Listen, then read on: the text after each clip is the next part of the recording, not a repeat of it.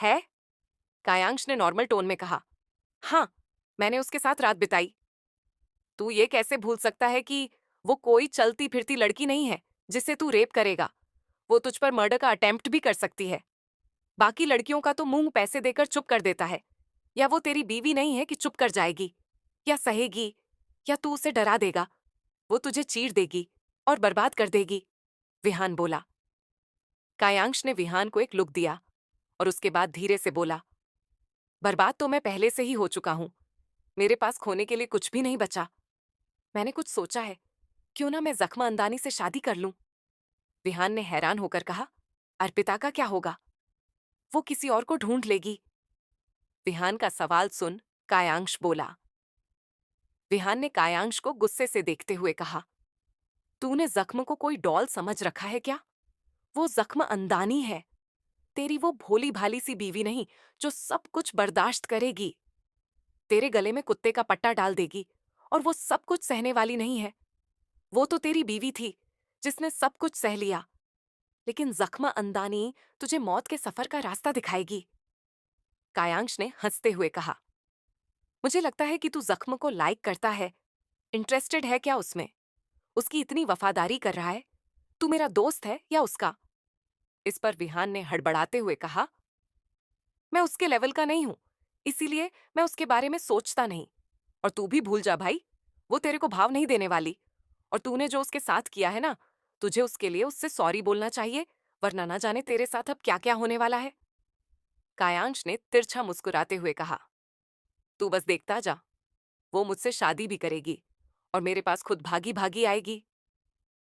विहान ने कायांश की बात सुन एक गहरी सांस छोड़कर कहा, वो बेवकूफ छपरी लड़कियों की तरह नहीं है।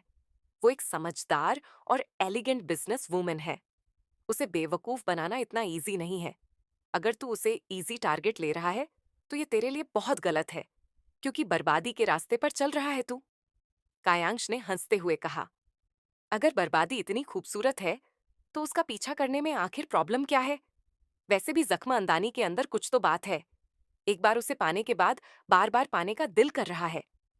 ऐसा नशा हुआ है मुझे उसका, अब वो मुझे चाहिए ही चाहिए। विहान ने कायांश को समझाते हुए कहा, कायांश, पागल मत बन तू। जख्म अंदानी से सॉरी बोल दे और मैटर को शार्ट आउट कर। तुम्हें मीडिया से कुछ दिनों के लिए दूर रहना चाहिए। तेरा एक भी एक्शन तुझ पर भारी पड़ सकता है। और तू जानता है कि तू एक बदनाम पर्सनालिटी है। ओएनएफ कोर्स तेरे डैड ने तेरा ये गाल लाल किया होगा, है ना? कायांश अपने डैड का जिक्र होते ही गुस्से में बोला, हो गया। उसके बाद उसने एल्बम में से फोटो निकाली और उसे दिखाने लगा। विवान से रहा नहीं गया।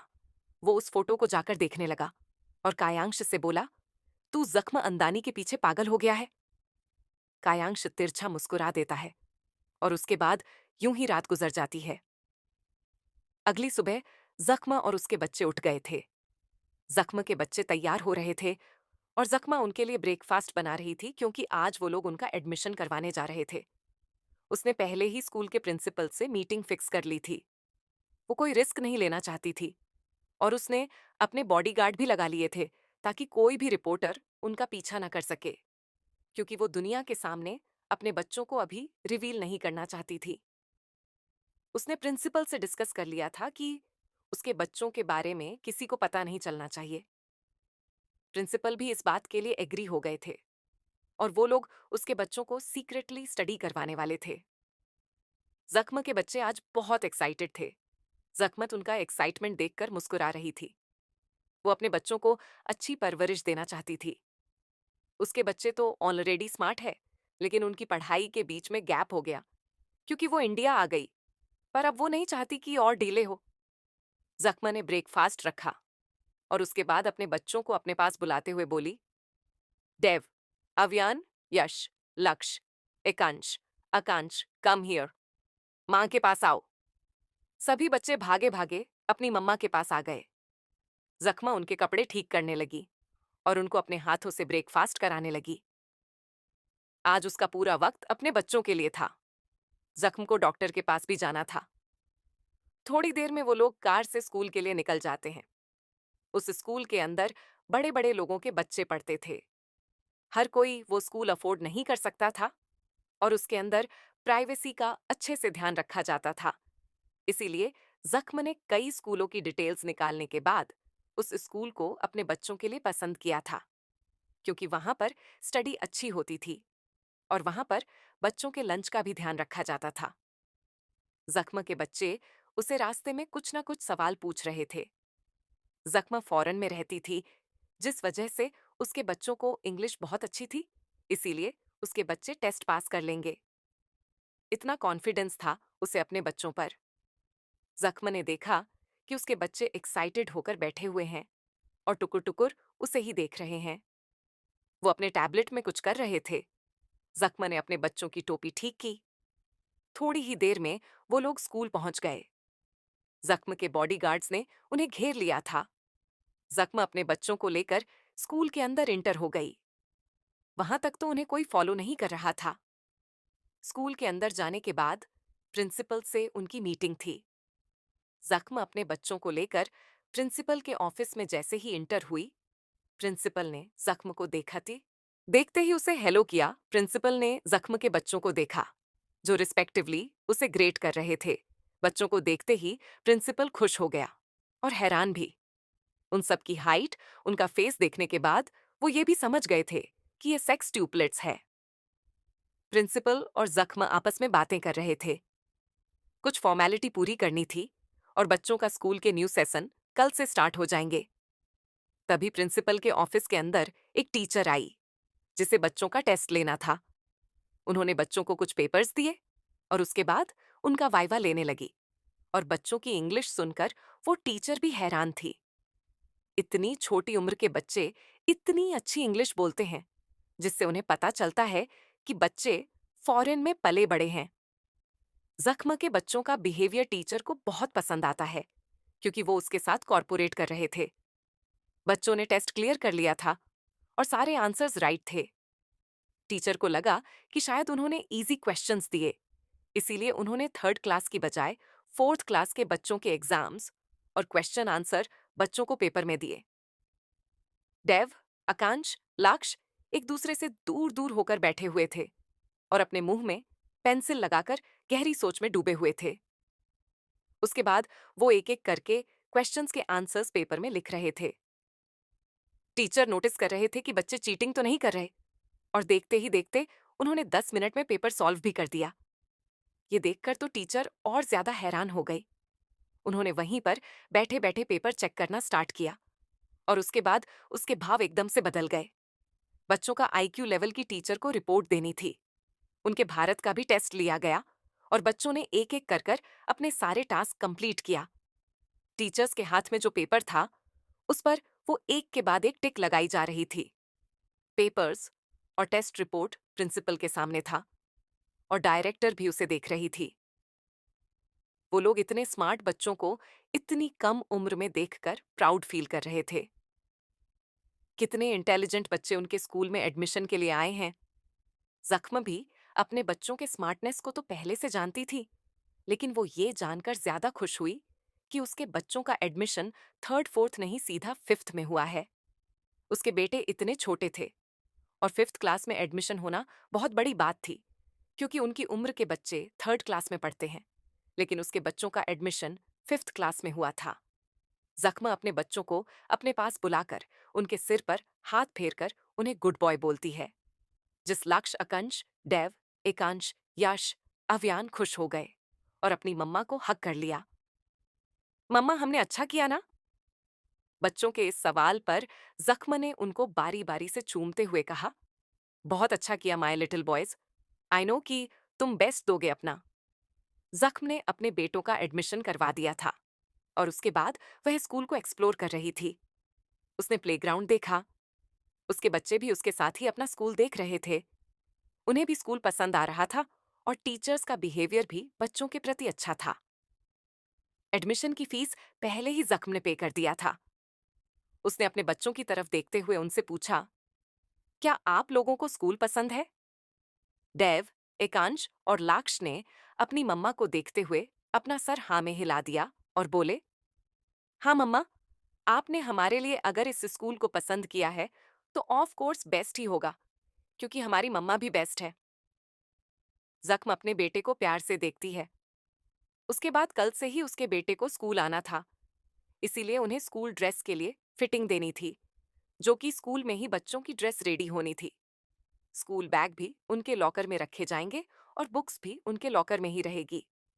उन्हें यहाँ से सिर्फ पढ़ने के लिए आना होगा। जख्म सारी फॉर्मेलिटीज कंप्लीट करने के बाद 3-4 घंटे स्कूल में अपने बच्चों को समझाने के बाद घर वापस आ गई थी उन्हें लेकर। रास्ते में उसके बेटों को भूख लग जाती है, तो जख्म उन्हें लेकर रेस्टोरेंट के अंदर चली गई। रेस्टोरेंट के अंदर जाने के बाद जख्म ने अपने बेटों के लिए सीट बुक की और उसके बेटे वहां पर बैठकर अपना फेवरेट खाना ऑन ऑर्डर कर रहे थे। मोमो भी जख्म को देखकर खुश हो रही थी कि बच्चों के सामने यह औरत कितनी बदल जाती है। मोमो को भी जख्म से लगाव था और वह नहीं चाहती थी कि जख्म कोई ऐसी वैसी चीज में फंस जाए। जख्म के बेटे अपनी फेवरेट खाना ऑन ऑर्डर करते हैं। जख्म उन्हें देख रही थी कि उसके बेटे को चिकन बहुत पसंद था। इतनी छोटी सी उम्र में खाने के बहुत शौकीन थे, इसलिए तो उसके बेटे इतने गोलू मोलू और प्यारे प्यारे से थे। कोई भी उसके बेटे को देखने के बाद अपनी नजर नहीं हटा पाता था, जैसा कि जख्म को उम्मीद थी। सभी लोग उनकी तरफ ही देख रहे थे, जिसे देख जख्म ने अपने बॉडीगार्ड्स को कुछ इशारा किया। बॉडीगार्ड्स ने जैसे ही सबकी तरफ देखा, सबने अपनी नजरें हटा ली। तभी जख्म की नजर एक आदमी पर गई, जैसे कि वो उनका वीडियो बना रहा हो। वो गुस्से से अपनी जगह से खड़ी हुई और उस आदमी के पास जाकर उसका फोन छीनकर जमीन पर पटक दिया और बोली, आर यू मैड? तुम्हें नहीं पता कि विदाउट परमिशन तुम किसी का वीडियो नहीं बना सकते? तुम्हें जेल हो सकती है। वह आदमी गुस्से से खड़ा हुआ और चिल्लाते हुए बोला, तुम्हारी इतनी हिम्मत कि तुमने मेरा फोन तोड़ दिया।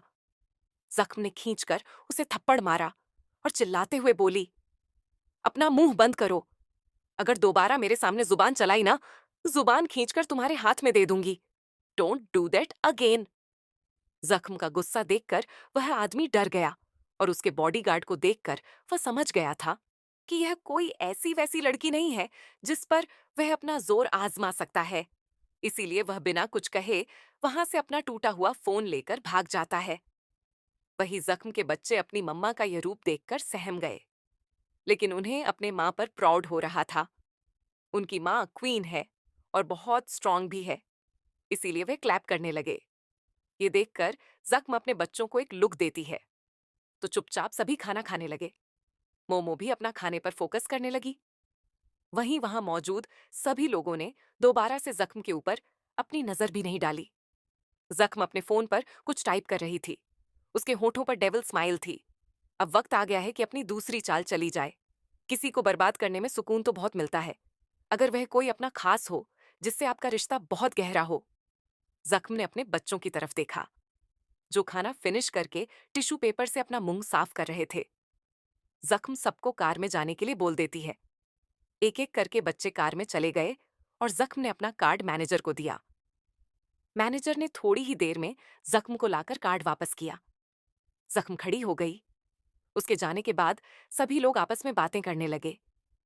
जख्म कहीं से भी 6 बच्चों की मां लगती नहीं थी, क्योंकि उसकी हाइट छोटी थी और वह ऐसे बनकर रहती थी जैसे वह एक अनमैरिड लड़की हो। वे लोग जख्म की खूबसूरती की तारीफ कर रहे थे। उन लोगों ने बच्चों के मुंह से मम्मा मम्मा सुना था, तो उन्हें पता लगा कि वह शादीशुदा है, वरना उन लोगों ने तो सोचा कि वह उनकी बड़ी बहन है। वहीं दूसरी तरफ कान्यास सोकर उठा चुका था। वो अब भी विहान का वॉशरूम यूज कर रहा था। कान्यास के दिमाग में एक फूल प्रूफ प्लान चल रहा था। मुझे कुछ तो करना होगा, क्योंकि जख्म अंधानी कोई ऐसी वैसी औरत नहीं है जो इतनी आसानी से मेरे ख्वाबों में आ जाएगी और फिर मेरा बदनाम स्टेटस, मेरी बीवी, सबके बारे में जानती है वह। ऐसा कैसे पॉसिबल है? वो सोचने लगता है जैसे कि जख्म अंदानी को मैंने पहले तो कहीं देखा है, पर मुझे ठीक से याद क्यों नहीं आ रहा, क्यों मैं उसकी तरफ इतना खिंचाव महसूस करता हूं। कायांश का फोन रिंग कर रहा था। थोड़ी देर में फ्रेश वो होकर बाहर आया, तो उसने बेड पर से फोन उठाकर कान से लगाया ही था कि दूसरी तरफ से उसने कुछ ऐसा सुना जिससे उसके हाथ से फोन छूट गया और उसकी आंखें सर्द हो गईं। कायांश विहान के फ्लैट से भागा। विहान ने कायांश को देखा और वो उसे पूछना चाहता था कि क्या हुआ, लेकिन जब तक कायांश कार की उठाकर वहां से गायब हो चुका था। नीचे पार्किंग एरिया में पहुंचकर कायांश ने बिना देरी के अपनी कार को बाहर निकाला और वो सड़क पर अपनी कार को लेकर निकल गया। उसकी कार की स्पीड बहुत तेज थी और जल्दी ही वो अपने मेंशन वापस आ गया था और वो भागते हुए अंदर गया। वहां पर इतनी सारी मीडिया थी। कायांश मीडिया को धकेलते हुए अपने मैंशन के अंदर गया और वहां पर उसने डॉक्टर की अच्छी टीम जल्दी से उस भीड़ से निकालकर बाहर आया तो देखा कि उसकी मम्मा सोफे पर बेहोश है और डॉक्टर उन्हें चेक कर रहे हैं। ये देखकर कायांश जल्दी से भागकर अपनी मां के पास आया और जोर से बोला, मम्मा क्या हुआ आपको? तभी कायांश के डेढ़ गुस्से से कायांश को देखते हुए बोला, तुम मुंह उठाकर वापस चले आए। यहां पर तुम्हारी वजह से मेरी बीवी की ये हालत है। अगर उसे कुछ हुआ ना तो मैं तुम्हें जिंदा नहीं छोड़ूंगा। मैं भूल जाऊंगा कि तुम मेरे बेटे हो। अगर चाहते हो कि वो ठीक हो जाए तो अभी के अभी हमारी जिंदगी से दफा हो जाओ। तुम जैसा नालायक बेटा ना जाने कौन सी घड़ी में हमारी जिंदगी में आ गया, जिसने हमें कहीं का नहीं छोड़ा। पूरा दिन मीडिया हमारे पीछे लगी रहती है। हमारे घर की एक एक खबर न्यूज टेलीकास्ट में टीवी पर दिखाई जाती है। तुम्हारी मॉम को हार्ट अटैक आया है। हालत देख रहे हो मेरी बीवी की। इससे अच्छा होता कि तुम हमारी जिंदगी में कभी आते ही नहीं। मैं अपनी बीवी के साथ खुश रहता। तुम्हारी वजह से न जाने उसे कितनी टेंशन होती है। किस मनहूस घड़ी में तुम आ गए हमारे खुशहाल जिंदगी को बर्बाद करने। अपने फादर से इतनी कड़वे कड़वे शब्द सुनने के बाद कायांश की नसें उभर आई थी, लेकिन फिर भी वो उन्हें इग्नोर करके अपनी मां को देख रहा था। वो उनकी तरफ बढ़ ही रहा था कि कायांश के फादर ने उसे गुस्से से दूर धकेल दिया। कायांश जाकर जमीन पर गिरा और उन्होंने कायांश को खींचकर थप्पड़ मारते हुए कहा, अभी के अभी दफा हो जाओ यहां से। मेरी बीवी से तुम्हारा कोई रिश्ता नहीं है। अगर तुम उसके आसपास रहे तो वो जरूर मुझे छोड़कर चली जाएगी। मैं सोचूंगा कि तुम कभी थे ही नहीं। वृंदर वालिया अपनी बीवी के लिए बहुत परेशान थे। वो अपनी बीवी से बहुत प्यार करते थे और उसकी ऐसी हालत उनसे देखी नहीं जा रही थी। और कायांश को देखने के बाद उनका सारा गुस्सा उस पर फूट गया।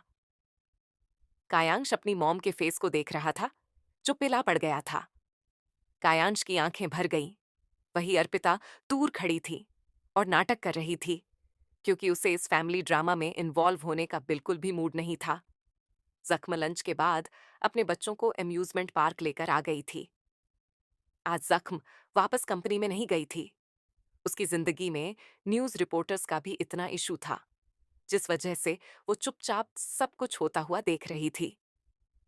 फोन में न्यूज चल रही थी जिसके अंदर कायांश की मदर के बारे में बताया जा रहा था, जिसे देख जख्म हंस रही थी।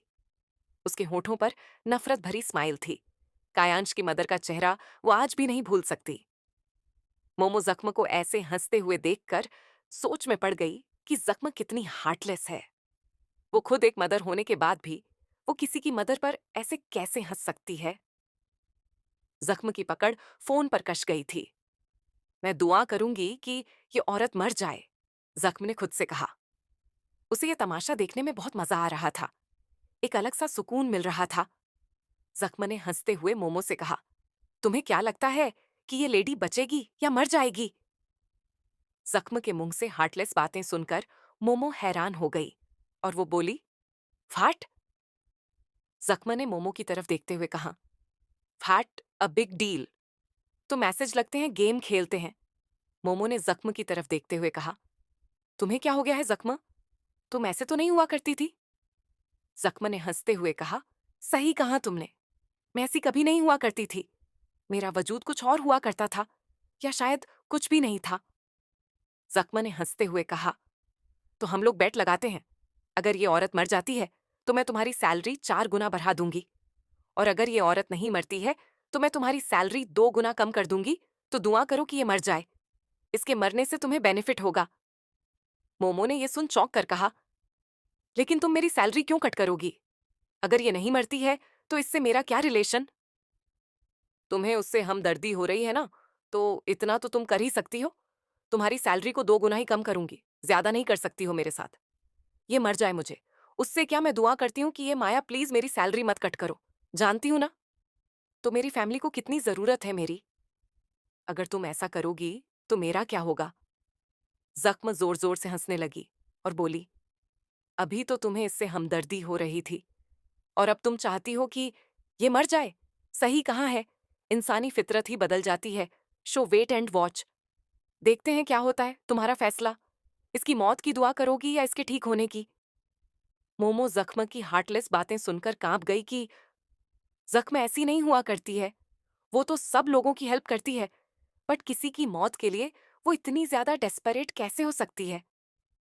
जख्म ने अपना फोन मोमो को दे दिया और बोली, देखो इसे, ये मरती है कि जिंदा रहती है, क्योंकि इसके मरने से तुम्हें प्रॉफिट है, और अगर ये जिंदा रहती है तो तुम्हारा लॉस है। मोमो घबरा गई। तो क्या वो समझ गई थी कि ये जख्म उससे मजाक नहीं कर रही थी और उनके साथ वहां पर मस्ती करने लगी? वो अपने बच्चों को छोटे छोटे झूलों पर बैठाकर उन्हें खिला रही थी। उसके बच्चे शूटिंग कर रहे थे। वो बच्चों की तरह मस्त हो गई थी। जख्म का पल पल में बदलता रवैया देखकर मोमो हैरत में पड़ जाती थी। वो अपने बच्चों के साथ एक ऐसी औरत बन जाती थी जिसके अंदर बचपना हो, और वही जब उसे किसी से नफरत होती थी तो वो उस शख्स के लिए बिल्कुल बदल जाती थी। उसने अभी थोड़े वक्त पहले जख्म की बातें याद की और उसे देखने लगी जो बच्चों के साथ शूटिंग कर रही थी। वो अपने मन में ही सोचने लगी कि आखिर जख्म की रियल पर्सनालिटी है क्या? क्या वो कभी उसे समझ पाएगी? इतने साल हो चुके थे उसे जख्म के साथ काम करते हुए, लेकिन आज भी वो जख्म को समझ नहीं पाई। ये सच था कि जख्म की वजह से ही वो जो कुछ भी है, वरना एक पल ऐसा था जब उसके पास खाने के लिए खाना नहीं होता था। सिर्फ और सिर्फ जख्म की वजह से आज वो इतनी पॉपुलर है। हर कोई उसे हायर करना चाहता था, लेकिन उसने जख्म की जॉब नहीं छोड़ी, क्योंकि जख्म से ही वो है। उसने उसे जमीन से उठाकर आसमान तक पहुंचा दिया। वो अपनी पोजीशन से खुश थी, अपनी सैलरी से खुश थी, लेकिन इस औरत की वजह से जो मरने वाली है, वो बिल्कुल भी अपना लॉस नहीं करेगी, जो मेरी कुछ लगती ही नहीं। जख्म लाक्ष्या और आकांश का हाथ पकड़कर मोमो की तरफ आते हुए बोली, तुम इतनी परेशान क्यों लग रही हो? इस पर मोमो ने जख्म को देखते हुए कहा, ये अभी भी जिंदा है। न्यूज में दिख रहा है कि उसे अस्पताल लेकर गए हैं, शायद ये बच जाएगी। मोमो को ऐसे परेशान होते हुए देखकर जख्म हंसने लगी और बोली, वेट करो, हो सकता है कि तुम जीत जाओ। मोमो ने अपना सर हाँ में हिला दिया कि ध्रुव का कॉल आया था और वो उससे मिलना चाहता है, इसीलिए उसने ध्रुव को उनकी लोकेशन सेंड कर दी। मोमो ने जख्म को देखते हुए कहा, कोई प्रॉब्लम तो नहीं ना? जख्म ने मोम को देखते हुए गहरी सांस छोड़कर कहा, ध्रुव देशमुख मेरी जिंदगी में कुछ ज्यादा इन्वॉल्व हो रहा है। आई नो है he is my friend, but तुम ये भी जानती हो कि मुझे ज्यादा नजदीकियां पसंद नहीं है। जख्म ने कैंडी खाते हुए कहा, तुम जानती हो, एक वक्त था जब मुझे मर्दों से नफरत हो गई थी, लेकिन मेरी किस्मत तो देखो, मेरी जिंदगी में भी 6 6 बेटे आए जो है, तो एक मर्द ही ना। इसीलिए मर्दों से नफरत करने की कोई वजह नहीं। मेरे बेटों ने मेरा नजरिया बदल दिया। मोहब्बत करते हैं वो मुझसे, और मुझे उनसे ये रिश्ता बहुत ही प्यारा है। कभी सोचा नहीं था कि ये फीलिंग मैं भी फील करूंगी, क्योंकि खोया है मैंने बहुत कुछ। अचानक से जख्म की आंखों में आंसू आ गए और वो तुरंत अपने आंसुओं को पोंछ लेती है, और दूसरी तरफ जाकर गहरी सांस लेते हुए वो आसमान को देखकर अपने पेट पर हाथ रखती है। उसने क्या क्या सहा है, ये कोई सोच भी नहीं सकता। जख्म की कुछ कड़वी यादें उसके सामने आ जाती हैं। एक छोटी सी उम्र की लड़की को जबरदस्ती खींचकर एक बेड में लेकर आया गया। उसकी लोअर बॉडी से ब्लड निकल रहा था। शरीर कमजोर हो चुका था। आंखों में आंसू थे और होश नहीं था। उसका बेबी बम लगभग 8 महीने का हो चुका था। उसको 2 लोग पकड़कर घसीट रहे थे और एकदम से लाकर उसे बेड में फेंक दिया गया। धक्का लगने की आवाज से वो पेट के बल ही उस बेड में गिर गई और उसके पेट में तेज दर्द हुआ और उसकी चीख उस कमरे में गूंज गई। वो रो रही थी, वो बोल नहीं सकती थी, लेकिन अपने हाथों से सबको मना कर रही थी। वो अपनी जी जान से कोशिश कर रही थी कि उसका बच्चा बच जाए, लेकिन वो कुछ नहीं कर पा रही थी, क्योंकि वो छोटी थी और उसके सामने खड़े लोग उससे ताकतवर थे। वो अपने साथ एक जान भी तो लेकर चल रही थी। उस पात्र में गर्म पानी था जिसमें उसे फेंका गया था। ऐसा करने से वहां खून ही खून हो गया था। वहां पर दो औरतें खड़ी थीं और साथ में एक नर्स भी थी।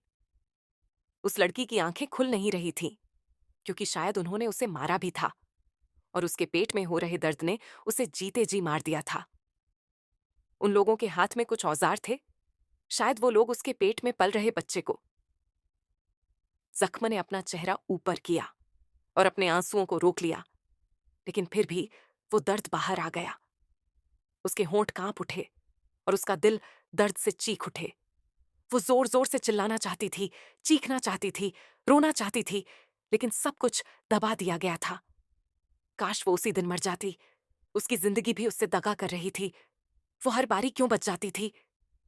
जख्म अपना चेहरा नीचे कर लेती है। उसकी आंखों से आंसू बहकर नीचे गिर रहे थे। उंगलियां कांप रही थीं। हाथ पैर ठंडे पड़ गए थे और शरीर अकड़ गया था।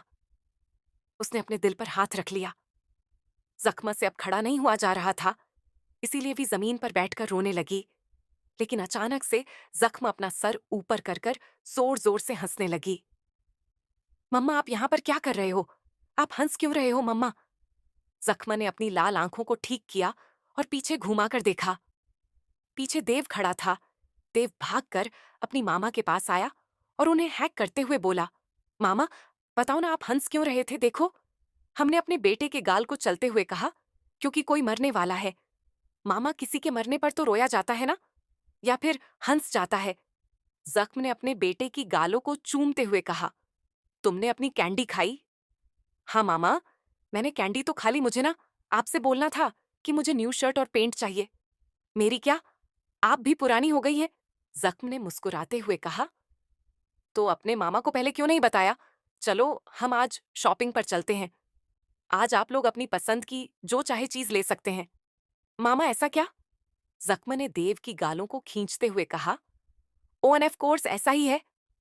जख्म देव का हाथ पकड़कर अपने बाकी के बच्चों के पास आ गए जो खेल रहे थे और मस्ती कर रहे थे। थोड़ी ही देर में वो कार से एक शॉपिंग मॉल पहुंचते हैं जहां पर जख्म के बच्चे बिखर गए और अपनी पसंद के फ्लोर पर जाने लगे। वो लोग एलिवेटर का यूज कर रहे थे।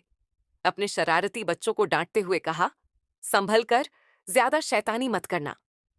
लेकिन अपनी मम्मा की बात को इग्नोर करते हुए बच्चे हर जगह पर फैल गए और अपनी मनपसंद के कपड़े अटेंडेंट को बता बताकर सेलेक्ट करने लगे। इधर कायांश की मॉम हॉस्पिटल में एडमिट थी। उनका ऑपरेशन चल रहा था। कायांश, उसके फादर और पूरी फैमिली टेंस थी। मीडिया रिपोर्टर्स को वहां से निकाल दिया गया था। यही मोमो को तो अपनी सैलरी की टेंशन हो रही थी। उसकी सैलरी कट हो जाएगी तो उसकी फैमिली का क्या होगा? इधर मोमो अपने फोन पर किसी से बात कर रही थी। उसके चेहरे पर डेविल स्माइल थी। वो बोली, सारे कॉन्ट्रैक्ट कैंसिल कर दो, बैंक करप्ट कर दो। मैंने सुना है कि तुम यहाँ के सबसे बेस्ट लॉयर। उम्मीद है कि अपना काम तुम बेहतरीन तरीके से करोगे। पेमेंट तो तुम्हें एडवांस में ही मिल चुकी है। और याद रखना कि मुझे चीट करने की कोशिश मत करना, वरना बर्बाद तो मैं तुम्हें भी कर सकती हूँ। थोड़ी देर बाद जख्म ने कॉल कट कर दिया और उसके चेहरे पर डेंजरस स्माइल आ गई।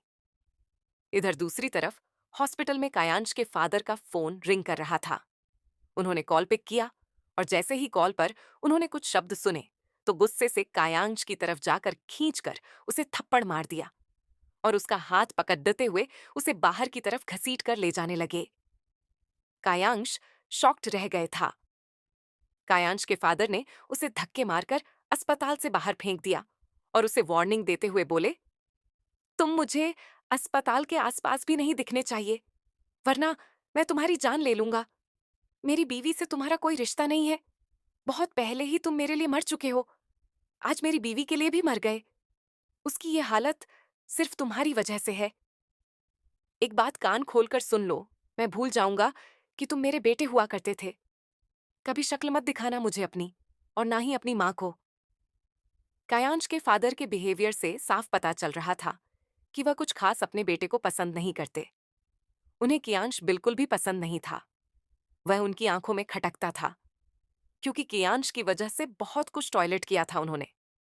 कायांश शुरू से बदतमीज बिगड़ एक रही सजादा बच्चा था, जिसको सुधारने के लिए उन्होंने बहुत कुछ किया। बोर्डिंग स्कूल में भी कायांश ने टीचर्स के नाक में दम करके रखा हुआ था। उन लोगों ने कायांश को वापस घर भेज दिया था। कियांश के फादर शुरू से कायांश को लेकर मुसीबत में ही पड़ते रहे थे। उनकी बीवी हार्ट पेशेंट भी सिर्फ उनके बेटे की वजह से बनी थी। बिजनेस लॉसेस, आज तो उनकी कंपनी बैंकरप्ट होने के कगार पर है। उन्हें तो लगता था कि कायांश जैसा बेटा होने से अच्छा है कि कोई बेटा ही ना हो किसी का। कोई बे औलाद रहेगा तो भी खुश रहेगा, ऐसे नालायक औलाद से तो बेहतर है। वही कायांश बाहर चुपचाप खड़ा हुआ था। वह कुछ रिएक्ट नहीं करता है और सीधा अपनी कार के पास चला गया। वहां जाकर उसने एक सिगरेट जलाई और सिगरेट की कस लेते हुए सोचने लगा कि एक ही दिन में उसकी जिंदगी इतना बदल कैसे गई। कल तक तो वह रिच था, एरोगेंट था, और आज उसके पास कुछ भी नहीं बचा। उसकी मदर हॉस्पिटल में है, उसकी कंपनी का बैंक करप्ट होना, उनके घर का नीलाम हो जाना, ये सब एक साथ ऐसे ही नहीं हो सकता। ऐसा लगता रहा था जैसे किसी की सोची समझी साजिश है। कोई उससे बदला ले रहा है और उसे बर्बाद करना चाहता है। काया कायांश को कहीं ना कहीं इन सब चीजों का अंदाजा हो गया था, और यह सबको तब से शुरू हुआ जब से वो जख्म अंदानी से मिला। ऐसा तो नहीं कि जख्म अंदानी उससे कल रात का बदला ले रही है, लेकिन परेशान तो मीडिया उसे भी कर रही है। बल्कि लड़की होकर उसे कुछ ज्यादा ही टॉयलेट करना पड़ रहा होगा, उससे भी ज्यादा। अचानक से कंपनी से सारी प्रोजेक्ट के कैंसिल हो जाना, क्लाइंट्स का वापस से डील कैंसिल कर देना, ये सब इत्तेफाक था या किसी की सोची समझी साजिश? कायांश इसी गहरी सोच में डूबा हुआ था। कायांश को सॉल्यूशन ढूंढना था। वो ऐसे ही अपने घर को, अपनी प्रॉपर्टी को जाते हुए नहीं देख सकता था, वरना वह कहीं का नहीं रहेगा। इसीलिए कायांश का जख्म से मिलना जरूरी था। अब वही उसे इस मुसीबत से बाहर निकल सकती थी। कायांश अपनी कार में बैठ गया और उसके बाद वह जख्म अंदानी के बंगलों के लिए निकल गया। ड्राइव करते हुए कायांश जख्म के बारे में ही सोच रहा था। कायांश ने किसी को कॉल किया। इस तरफ मोमो रेस्टोरेंट का बिल पे कर रही थी। तभी उसका फोन रिंग करने लगा और उसने अपना फोन पिक किया तो उसके कानों में एक अनएक्सपेक्टेड आवाज गई। क्या मेरी बात जख्म अंदानी से हो सकती है? मैं कायांश वालिया उनसे बात करना चाहता हूं। कायांश वालिया का फोन नंबर देखकर पहले तो मोमो हैरान हुई। उसके बाद उसने जल्दी से कहा, ओके, आप होल्ड करिए, मैं आपकी उनसे बात करवाती हूँ। मोमो ने अभी इतना ही कहा था तो कायांश ने दूसरी तरफ से फोन पर कहा, मैं उनसे मिलकर बात करना चाहता हूँ, मैं आपके बैंगलो पर आ रहा हूँ। मोमो अब हैरत में पड़ गई और वो बोली, लेकिन हम अभी बैंगलो में नहीं हैं। मैं आपको वहां पर वेट करूंगा, प्लीज मेरा उनसे मिलना बहुत जरूरी है। इतना कहकर कायांश ने कॉल कट कर दिया। मोमो फोन पर कायांश की आवाज सुनकर चौंक गई और सोचने लगी कि जख्म इसको बर्बाद करना चाहती है और यह आदमी कहीं सब कुछ जान तो नहीं गया। ये सोचकर ही मोमो जल्दी से जख्म के पास गई। जख्म अपने बच्चों के साथ बैठकर खा रही थी। मोमो ने जख्म के कान में जाकर कुछ कहा, जिसे सुनकर जख्म के भाव एकदम से बदल गए और उसने अपनी गहरी आंखों से मोमो से सवाल किया, वह बंगलो जा रहा है? जख्म के होठों पर तिरछी मुस्कुराहट आ गई और उसने हंसते हुए कहा, शिकार तो शिकारी के जाल में फंसने आ रहा है। नॉट बैड, आने दो, उससे मुझे भी मिलना है। देखते हैं कि आगे क्या करता है वह। वैसे वह औरत मरी है या जिंदा है? मोमो ने कहा, वह तो अभी जिंदा है। यह सुनकर जख्म नहीं गुस्से से फोर्क को अपनी प्लेट में चीरते हुए कहा, वो जिंदा कैसे बच सकती है? उस बुढ़िया को मर जाना चाहिए था। तुम्हारी सैलरी का क्या होगा, कभी सोचा है तुमने? शायद तुम्हें ठीक से दुआ नहीं करी उसके मरने की। मोमो ने डरते हुए कहा, लेकिन वह अभी ठीक नहीं हुई है, चांसेस बिल्कुल भी नहीं है उसके बचने के। जख्म ने मुस्कुराते हुए कहा, यह तो अच्छी बात है, तुम्हारी सैलरी 2-4 गुना बढ़ जाएगी, करोड़ कमाओगी तुम महीने को। मोमो की आंखें चमक उठी, क्योंकि जख्म अपनी बात की पक्की थी। वो उसकी सैलरी वह 4 गुना बढ़ा देगी। इस चीज के लिए मोमो एक्साइट भी थी और वह चाहती थी कि वह औरत मर जाए, क्योंकि उससे उसका कोई रिलेशन नहीं था और न जाने दुनिया में कितने ही लोग मरते रहते हैं। वह लालची हो रही थी। और वह जख्म की वफादार थी। अगर जख्म चाहती है कि वह औरत मर जाए, तो उसके पीछे कोई ना कोई वजह होगी, वरना जख्म के साथ उसे इतने साल हो गया था रहते हुए। वह इतना जानती थी कि जख्म एक अच्छी इंसान है जो जरूरतमंद लोगों की मदद करती है। पर इस औरत के लिए उसकी नफरत यह बता रही थी कि शायद कुछ तो है, वरना कोई इतनी भी नफरत किसी से नहीं करता कि वह उसके मरने की दुआ करे। जख्म मोमो को देखते हुए बोली, तुम बच्चों को लेकर होटल चली जाओ, मैं बंगलो पर जा रही हूँ। मुझे भी देखना है उस शख्स को कि वह क्यों आया है मेरे पास। अब हो वही रहा था जो जख्म चाहती थी, क्योंकि उसने सिचुएशन ही ऐसी क्रिएट कर दी थी कि कायांश वालिया को मजबूरन उसके पास आना पड़े। बदला भी ऐसे लो कि बदले की भी रूह कांप जाए। इतिहास के पन्नों में वह दर्ज हो जाए कि किसी ने किसी से बदला लिया था, तो बदले को भी मौत दे दी थी। जख्म अपनी जगह से खड़ी हुई और कार की कीज लेकर वह वहां से चली गई।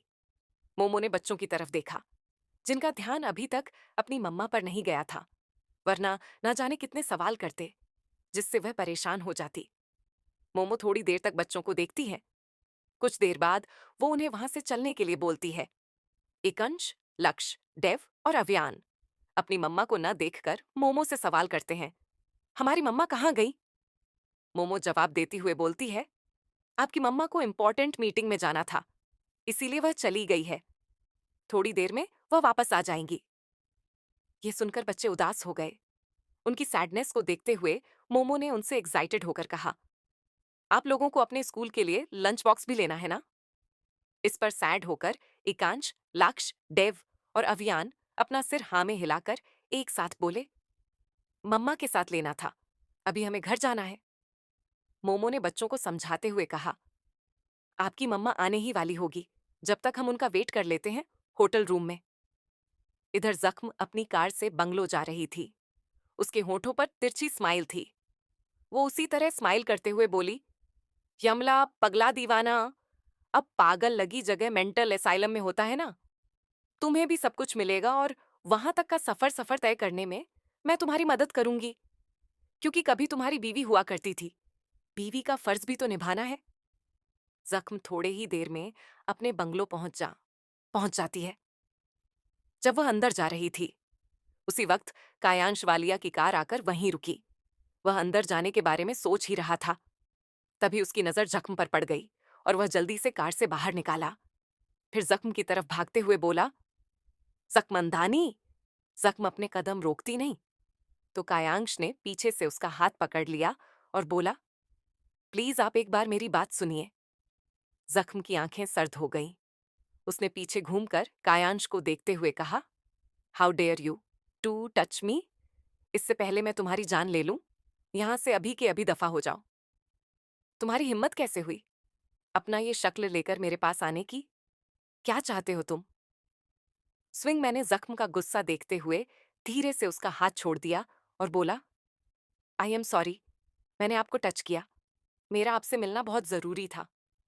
And I am really sorry, जो कल भी हमारे बीच हुआ, मेरी वजह से आपको बहुत कुछ सहन करना पड़ रहा होगा, उसके लिए भी आई एम सॉरी।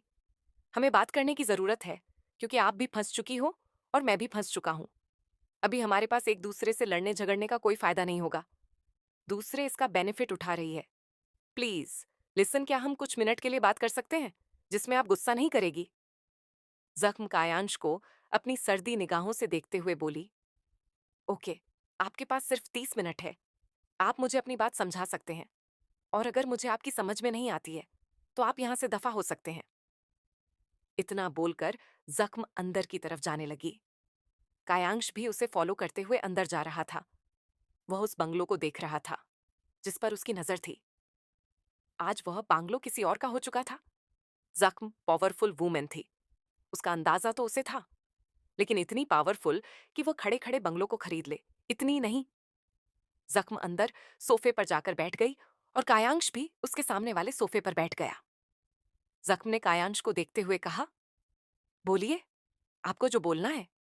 एक बात कान खोलकर सुन लीजिए, अगर मेरी आपकी बात मुझे पसंद नहीं आई तो मैं आपको यहां से धक्के मारकर बाहर निकाल दूंगी।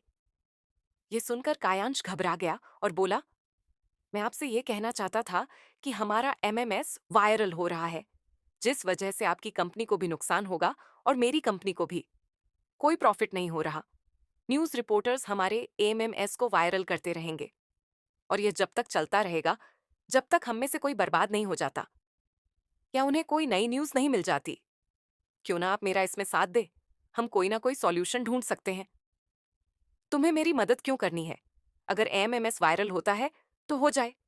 आई डोंट केयर, जख्म ने कहा। पर वही उसकी बात सुनकर और उसका ये एटीट्यूड देखकर कायांश हैरान हो गया। उसने तो सोचा था कि जख्म टेंस होगी, लेकिन यहां तो जख्म को कोई फर्क ही नहीं पड़ता। सच में ये हार्टलेस बिजनेस क्वीन है। उसने सही सुना था, जख्म अदानी के बारे में।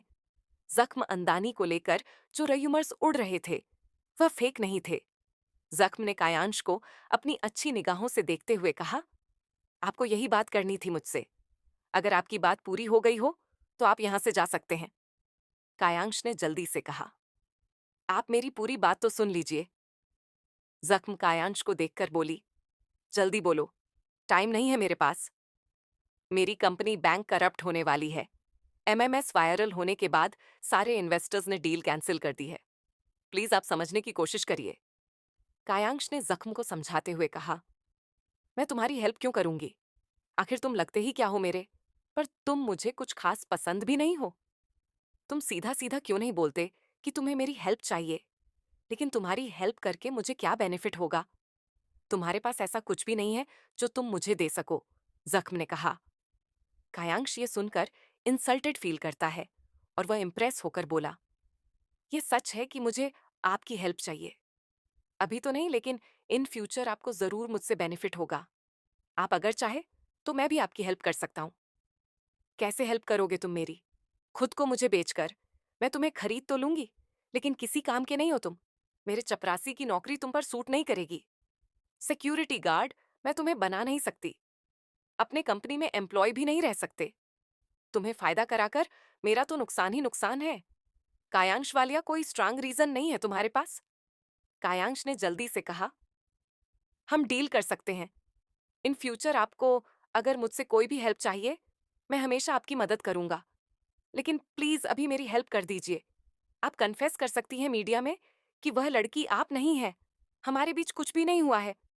जख्म ने गुस्से से कहा, तुमने मेरा रेप किया है। मैं चाहूं तो तुम्हें बर्बाद कर सकती हूँ, लेकिन तुम पहले से ही बर्बाद हो रहे हो। बर्बाद हुए शख्स को कौन बर्बाद करेगा?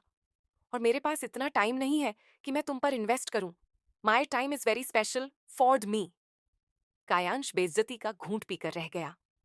उसे अगर जख्मंदानी की अगर जरूरत नहीं होती, तो वह इस औरत को अच्छे से बताता। इतना एटीट्यूड एंड एरोगेंस क्यों है इसके अंदर? जख्म ने कायांश को देखते हुए कहा, तुम मुझे क्या दोगे बदले में? कायांश वालिया, अगर बाय द वे मैं तुम्हारी हेल्प करने के लिए रेडी भी हो जाती हूँ, तो मुझे भी तो बेनिफिट होना चाहिए। जख्म अंदानी विदाउट बेनिफिट कुछ भी नहीं करती है। कायांश ने जख्म को देखते हुए कहा, आपको क्या चाहिए? जख्म ने हंसते हुए कहा, क्या आप मेरी डिमांड पूरी करेंगे? क्यों ना हम एक डील करते हैं। मुझे आपकी कंपनी में 47% के शेयर्स चाहिए। यह सुनकर कायांश दंग रह गया और वह गुस्से से बोला, फट। जख्म ने मुस्कुराते हुए कहा, सही सुना आपने, 47% शेयर्स। क्योंकि आपकी कंपनी को बचाकर मेरा कोई फायदा नहीं। तुम मेरे कुछ लगते भी नहीं हो और मैं एक बिजनेस वूमेन हूं। अपना प्रॉफिट तो मुझे देखना ही है। कायांश जख्म की कंडीशन और उसका मन देखकर हैरान था। उसने सही सुना था कि जख्म अंदानी सच में एक बिजनेस वूमेन नहीं, वह एक बिजनेस क्वीन है। वह इतनी क्रिटिकल सिचुएशन में भी अपना प्रॉफिट देख रही है और उसका फायदा उठा रही है। कायांश गहरी सोच में डूबा हुआ था। जख्म ने उसके सामने जो टर्म्स एंड कंडीशंस रखा था, वह इतनी आसानी से मनाना इम्पॉसिबल था, क्योंकि वह उसके 47% शेयर्स मांग रही थी।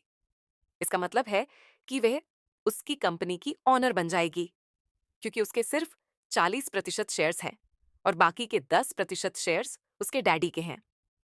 बाकी 2% शेयर्स एक प्रेसेंस इन्वेस्टर के हैं। कायांश का दिमाग अब खराब हो रहा था। वही जख्म वहीं रखे कॉफी के कप की तरफ इशारा करते हुए कायांश से बोली, आपका गला सूख रहा होगा, क्यों ना एक कॉफी हो जाए। स्विंगल के बोलने पर कायांश होश में आया और उसने कायमफी का कप देखा। स्विंगल ने हंसते हुए कहा, टेंशन में क्यों लग रहे हैं कायांश वालिया? इतनी भी बड़ी डिमांड नहीं है मेरी जिसे आप पूरा ना कर सके। सोच लीजिए, अगर आपकी फैमिली बैंक करप्ट हो गई तो आप लोग सड़क पर आ जाएंगे, कुछ भी नहीं बचेगा आप लोगों के पास। लेकिन मैं आप लोगों की हेल्प कर सकती हूँ। आप बैंक क्राफ्ट भी नहीं होंगे, लेकिन उसके बदले छोटी सी कंडीशन ही तो है मेरी, उसे तो फुलफिल कर ही सकते हैं आप। कायांश कॉफी का कप ले लेता है। जख्म एकटक उसके हर भाव को देख रही थी। तभी उसका फोन बज उठता है। फिर वह अपना फोन उठाकर दूसरी तरफ कॉल को अटेंड करने के लिए चली गई। वहीं बैठा कायांश इसी बारे में सोच रहा था। वह फंस चुका था। चारों तरफ से किसी ने उसे फंसा दिया था। उसके पास कोई रास्ता नहीं था। सबके सब दरवाजे बंद हो चुके थे। सिर्फ एक ही दरवाजा खुला था, और वो थी जख्मंदानी, क्योंकि उसके मुंह से निकले कुछ शब्द ही उसके फैमिली को बैंक करप्ट होने से बचा लेंगे। जख्म फोन रिसीव करके बोली, वेरी गुड, तुमने अपना काम बेहतरीन तरीके से किया। तुम्हें तुम्हारा अमाउंट तुम्हारे बैंक में मिल जाएगा, और दोबारा मुझे कांटेक्ट मत करना जब तक कि मैं तुम्हें कांटेक्ट नहीं करती सामने से। कहकर जख्म ने कॉल कट किया। वह अब भी मुड़कर कायांश की तरफ जा ही रही थी। तभी उसे दोबारा से मोमो का कॉल आ गया। उसने कॉल पिक किया तो दूसरी तरफ से आवाज आई, मम्मा, आप कहाँ पर हो? हम लोग आपका कब से वेट कर रहे हैं। जल्दी आओ मम्मा, आपकी मीटिंग कब तक चलेगी? जख्म को फोन पर अपने बच्चों की आवाज सुनाई देती है। जख्म मुस्कुराते हुए बोली, मम्मा अपनी मीटिंग जल्दी फिनिश करके आ रही है बच्चा। आप लोग मोमो आंटी के साथ रहिए, और आपको जो चाहिए वो उनसे बोलिए, वो आपको लाकर देगी। मम्मा बस आ ही रही हैं। इस तरफ मोमो बच्चों से परेशान हो गई थी। ये बहुत शैतान बच्चे थे। सिर्फ अपनी मम्मा के सामने अच्छा बनने का नाटक करते थे, वरना इन्होंने तो दम करके रख दिया था सबकी नाक में। यहाँ पर सारी अटेंडेंट परेशान हो गई थी बच्चों से, और सबके सब एक जैसे दिखते थे। इसीलिए पता भी नहीं चलता था कि कौन है जो शैतानियां कर रहा है। मोमो उन्हें डांट भी नहीं सकती थी, क्योंकि उनकी माँ उसे खा जाती। वह न्यूज लगातार देखे जा रही थी, क्योंकि यहाँ बात उसकी सैलरी की थी, और वह यही सोच रही थी कि न जाने कब यह औरत मरेगी। पर अगर यह बच गई तो मेरी सैलरी का क्या होगा? This is not fair. जख्म जाकर कायांश के सामने बैठ गई। कायांश को कहीं खोया हुआ देखकर वह बस मुस्कुरा रही थी। तभी कायांश अपनी जगह से खड़ा हुआ और बोला, मुझे कुछ वक्त चाहिए सोचने के लिए। आपसे मिलकर अच्छा लगा, जख्मंदानी। जख्म भी खड़ी हो गई और बोली, फाई नॉट, आप जितना चाहे वक्त ले सकते हैं, पर इतना वक्त मत लीजिएगा कि मेरा मूड चेंज हो जाए और मैं डील कैंसिल कर दूं। ये सुनकर कायांश हैरान हो गया।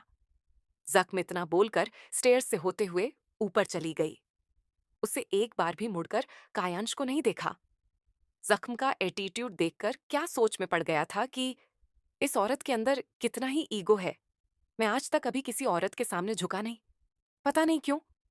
मैं उसके सामने झुक रहा हूं, लेकिन जख्म अंदानी के साथ बदतमीजी मुझे महंगी पड़ सकती है। अगर जख्म अंदानी ने मुझ पर रेप का केस कर दिया तो फिर मैं और भी ज्यादा बुरी तरीके से फंस जाऊंगा। मीडिया को जख्म ही बता सकती है कि उस रूम के अंदर मैं नहीं था। कायांश अपनी कार में वापस आ गया था। वह कर ड्राइव कर रहा था। हॉस्पिटल वह जा नहीं सकता था, घर भी नहीं जा सकता था। इसलिए वह सीधा विवान के पास जाता है, अपने दोस्त के पास। वही कुछ कर सकता था, उसे सजेशन दे सकता था। इस वक्त उसे दोस्त की जरूरत महसूस हो रही थी। कायांश थोड़ी ही देर में विवान के पास पहुंच गया। विवान अपने फ्लैट में ही था और न्यूज में देख रहा था। कायांश की हालत वह समझ चुका था कि कायांश वालिया बर्बाद होने वाला है। कायांश अपने दोस्त को देखते हुए बोला, यहां पर बैठा मेरी बर्बादी देख रहा है, कोई तो सॉल्यूशन दे मुझे। विवान अचानक से कायांश को यहां देखकर पहले तो हैरान हुआ, उसके बाद वह रिलैक्स होकर बोला, तेरी जिंदगी तो जहन्नुम बन गई है। आखिर कौन है जो तेरे पीछे ऐसे पड़ा हुआ है? ये सब इत्तेफाक नहीं हो सकता। ये सब किसी की सोची समझी साजिश है। कोई तुझ बर्बाद करने में लगा हुआ है। मुझे लगता है कि तुझे संभल कर रहना चाहिए। तेरा एक एक कदम पर उस शख्स की नजर है। कायांश ने कहा। कायांश वालिया को बर्बाद करने वाले आए और बहुत से गए। ये सुनकर विवान ने कहा, मुझे लगता है कि यह अनजाना दुश्मन उन बातों में से नहीं है। ये तेरा कुछ जानी दुश्मन है, जो तुझे करीब से जानता है। तेरी दुखती रग पर हाथ रखा है उसने और तुझे ऐसे बर्बाद कर रहा है जिससे तू कहीं का ना रहे। कायांश सोच में पड़ गया और बोला, आखिर कौन हो सकता है? वह एक बार बस मेरे सामने आ जाए, मैं उसका वह हाल करूंगा कि वह खुद को पहचान नहीं पाएगा। वह स्मार्ट वर्क कर रहा है, वो तेरे सामने क्यों आएगा? अगर तू उसे बर्बाद करने के पीछे पड़ा तो? वह शख्स तुझे दिमक की तरह खा रहा है। धीरे धीरे वह तुझे बर्बाद ही नहीं कर रहा, तुझे खोखला भी कर रहा है। आखिर कौन है वह शख्स जिसे तूने इतनी तकलीफ पहुंचाई है, कि जिसमें नफरत की आग है, जिस आग में वह तुझे जलाना चाहता है? कायांश ने गुस्से से कहा, आई डोंट नो वह कौन है, लेकिन जो भी है मेरे हाथों से बचेगा नहीं। आज मेरे दिन बिगड़े हुए हैं, लेकिन एक उसके दिन गिरेंगे और एक ना एक दिन उसे मेरे सामने आना ही होगा। मैं उसे मजबूर कर दूंगा। पहले तो ये बता कि तुझे आगे करना क्या है? तेरी कंपनी बैंक करप्ट होने वाली है, तेरा घर नीलाम होने वाला है, सब कुछ बर्बाद हो चुका है, तेरी मॉम मौत से लड़ रही है, बचा ही नहीं है कुछ। विवान ने कायांश की तरफ देखते हुए पूछा। कायांश ने विवान की तरफ देखते हुए कहा, एक रास्ता है। क्या रास्ता है? तुझे जल्दी से उस पर वर्क करना होगा। विवान अचानक से बोला। तब कायांश उसे जख्म के साथ हुई मीटिंग के बारे में बता देता है। जख्म की कंडीशन को सुनकर तो विवान भी हैरान था कि जख्मंदानी सच में एक बिजनेस क्वीन ही है। इतना स्ट्रांग माइंड लगाया है उसने। उसे कायांश से कोई मतलब नहीं है क्या? प्रॉफिट और लॉस से उसे फर्क पड़ता है। वो सिर्फ अपने प्रॉफिट चाहती है, और बिजनेसमैन यही तो करते हैं। किसी का फायदा ही उठाकर तो वह आगे बढ़ते हैं। फिर क्या सोचा है तूने? विवान ने कायांश की तरफ देखते हुए पूछा। कायांश ने गहरी सांस छोड़ते हुए कहा, इस वक्त मेरा माइंड ब्लैंक हो गया है। अगर मैं उसे 47% शेयर्स दे देता हूं, इसका मतलब है कि मेरी कंपनी की हाफ पावर उसके पास हो जाएगी। फिर वह मेरे कंपनी की डिसीजंस भी ले सकेगी और मैं उसे रोक भी नहीं सकता। मैं इतनी इजीली उसे ये सब कुछ नहीं दे सकता। डैड तो पहले से ही मुझसे नफरत करते हैं, और इस बार अगर कंपनी गलत हाथ में चली गई तो वह मेरी जान ही ले लेंगे। विवान हैरान हो गया। उसने उसे देखते हुए कहा, तेरे पास सिर्फ यही ऑप्शन है। कोई भी बैंक तुझे लोन नहीं देगी। तेरी कंपनी बर्बाद हो चुकी है। सारे इन्वेस्टर ने अपने कदम पीछे ले लिया है। प्रोजेक्ट कैंसिल हो चुके हैं। तेरी रेपुटेशन की धज्जियां उड़ चुकी है। एक एमएमएस ने तुझे बर्बाद करके रख दिया है, और तुझे सिर्फ जख्म अंदानी ही बचा सकती है। उसका एक स्टेटमेंट तेरी जिंदगी ही बचा सकता है। तेरे इन्वेस्टर तुझे वापस दे सकता है। करोड़ों नहीं, अरबों का नुकसान होगा तुझे। और ये इतना इजी केस नहीं है जितना तू सोच रहा है। मुझे लगता है कि तुझे इस पर एक बार आराम से सोचना चाहिए और उसके बाद फैसला देना चाहिए। जख्मंदानी की कंडीशंस बहुत है, उन्हें फिलहाल पूरा करना बहुत ही मुश्किल है। 47% अगर मैं उसे देता हूं तो मुझसे ज्यादा हक होगा उसका कंपनी में। कल को वो मुझे भी कंपनी से बाहर कर सकती है। सारी डिसीजंस उससे पूछ के ले जाएंगे। कायांश ने कहा। विवान ने जख्म की तारीफ करते हुए कहा, वैसे सच में ब्रिलियंट माइंड सेट है जख्मंदानी का। इतना डिपली कोई नहीं सोच सकता। उसे अपनी रेपुटेशन की कोई परवाह नहीं है, क्योंकि शायद इज्जत से ज्यादा प्यार उसे पैसा है। मैंने तुझे कहा था ना कि वो बाकी लड़कियों की तरह नहीं है। वह किसी भी शख्स को अंदर से खा सकती है। अगर वह तेरी हेल्प कर रही है तो इसका मतलब है कि वह कुछ तो लेगी ना बदले में। वह तुझसे जो मांग रही है तुझे देना ही पड़ेगा उसे। विवान की बात सुनकर कायांश जोर से चिखना हुए बोला, क्या करूं मैं? पागल हो जाऊंगा। इधर जख्म अपने कमरे में बैठी जोर जोर से हंसते हुए बोल रही थी, बर्बादी भी हम मिलकर झेंगे, तुम्हें मेरे पास आना ही होगा। कायांश वालिया, तुम्हारे पास कोई और ऑप्शन नहीं छोड़ा है मैंने। तुम जानते नहीं हो कि तुम्हारा अतीत पीछा करते हुए वापस आ चुका है। तुमने जो किया था तुम्हें इसी जन्म में भुगतना होगा, और वह सजा दूंगी मैं तुम्हें। अभी तो यह सिर्फ शुरुआत है। एक दिन तुम तड़पोगे। एक एक पल तुम्हें मौत जैसा लगेगा। तुम सोच भी नहीं सकते कि तुम्हारे साथ क्या क्या होने वाला है। अभी तो बस ये शुरुआत हुई है, तो तुम्हारा ये हाल है। और जब इसका अंत होगा, तो तब तुम क्या करोगे? इसका अंत इससे भी बुरा होगा। तुम्हें मुझे वहां पहुंचाना है, जहां तुम डिजर्व करते हो। जिंदगी ने हमें सिर्फ एक बार मौका दे दिया। मैंने भी तुम्हें एक बार मौका दिया था। मैं अब वो भोली भाली डरी, सहमी लड़की नहीं हूं, जो कभी तुम्हारी गुलाम हुआ करती थी, या तुम्हारी नौकरानी, जिससे तुम हर काम करवाते थे। तुम्हारा खिलौना थी मैं, तुम्हारी जरूरत का सामान, जिसे तुम जैसे चाहे यूज करते थे और उसके बाद उसे फेंक देते थे। उसकी कदर नहीं थी तुम्हें। तुमने उसे वह हर तकलीफ दी जो तुम दे सकते थे। तुमने उसे रोज रोज मारा था, उसे यह एहसास दिलाया था कि वह कितनी गरीब थी और कितनी लाचारी थी। उसके बाद भी उसे बदले में क्या मिला था? नफरत और वह दर्द जो वह रिजर्व नहीं करती थी। हर एक थप्पड़ की कीमत में चुकानी होगी। एक पालतू जानवर हुआ करती थी मैं कभी, जिसके गले में तुमने चैन डाल रखी थी, जिसे जहां पर बैठने को कहते हैं वहीं पर बैठ जाती थी। जब खड़े होने को कहते तो खड़ी हो जाया करती थी। कभी मेरी जिंदगी ये हुआ करती थी। यकीन मानो कायांश वालिया, नफरत के लायक भी नहीं हो तुम मेरे। जख्म को अपने बच्चों की याद आ रही थी, इसीलिए वह अपने कारकिच को उठाती है और मोमो ने जिस जगह की लोकेशन से सेंड किया था वहां के लिए निकल जाती है। उसके बच्चे उसका वेट कर रहे होंगे। अगर वह नहीं गई तो वह रोना शुरू कर देंगे। इतने प्यार और भोले भाले बच्चे थे उसके। जख्म थी तो एक माँ ही, और उसे भी डर लगता था कि कोई उसके बच्चे को चुरा ना ले, कोई उसके बच्चे को कुछ कर ना दे। इतने प्यारे छोटे छोटे थे उसके बच्चे। थोड़ी ही देर में जख्म मॉल पहुंच जाती है और मॉल के अंदर का नजारा देखकर वह दंग रह जाती है। उसके बेटों ने तो सारी अटेंडेंट को परेशान करके रखा हुआ था। सब इधर उधर भाग रहे थे और अटेंडेंट उन्हें पकड़ रही थी। ये देखकर जख्म के होठों पर मुस्कान आ गई, और जब वह अंदर आती है फिर जोर से बोली, आव्यान, देव, लक्ष्य, एकांश। अपनी मम्मा की आवाज सुनते ही बच्चे शांत हो गए और चुपचाप वह अब एक ओबीडेंट बच्चों की तरह अपनी मम्मा के पास आने लगे। ये देखकर अटेंडेंट हैरान हो गई कि वह इन बच्चों को पकड़ रख नहीं पा रही थी, और अब भी बच्चे कितने संस्कारी और प्यार बन गए हैं। वह भागकर अपनी मम्मा के पास गए और जख्म को हग करते हुए बोले, मम्मा आप आ गए। हम आपको कब से मिस कर रहे थे। इन लोगों ने तो हमें परेशान करके रख दिया मम्मा। जख्म ने गुस्से से सबकी तरफ देखा तो मोमो आगे बढ़कर बोली, ये झूठ बोल रहे हैं, इन्होंने सबको परेशान करके रखा हुआ था। जख्म ने अपने बेटों की तरफ देखा, जो भोली सी सूरत बनाकर उसे देख रहे थे।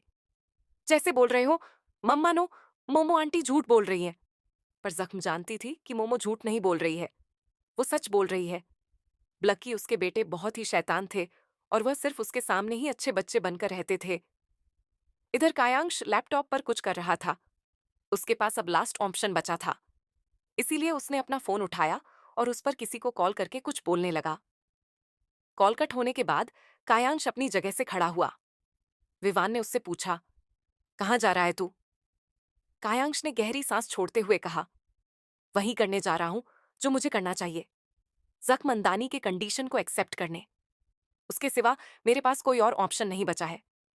3 घंटे बाद मेरी कंपनी, मेरा घर, मेरी प्रॉपर्टी सब कुछ चला जाएगा। उसे बचाने के लिए सिर्फ एक ही ऑप्शन है, और वह है जख्मंदानी। मुझे उनसे बात करनी होगी। इतना बोलकर कायांश वहां से निकल गया। विवान गहरी सोच में डूबा हुआ था। मन ही मन बोला, ये सब एक इत्तेफाक नहीं हो सकता। जब से जख्मंदानी कायांश की जिंदगी में आई है, तब से ही इसके बुरे दिन शुरू हो गए। कायांश विवान के विला से जल्दी से निकलने के बाद डायरेक्ट अपने कार में जाकर बैठ गया और कार को तेजी से ड्राइव करने लगा।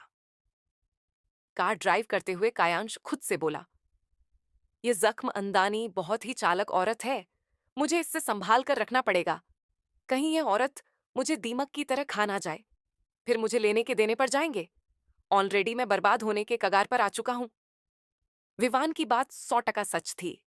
जख्म नफरत और बदले के आग में जल रही वो दिमक थी, जो कायांश वालिया को खाए जा रही थी, यानी कि बर्बाद कर रही थी।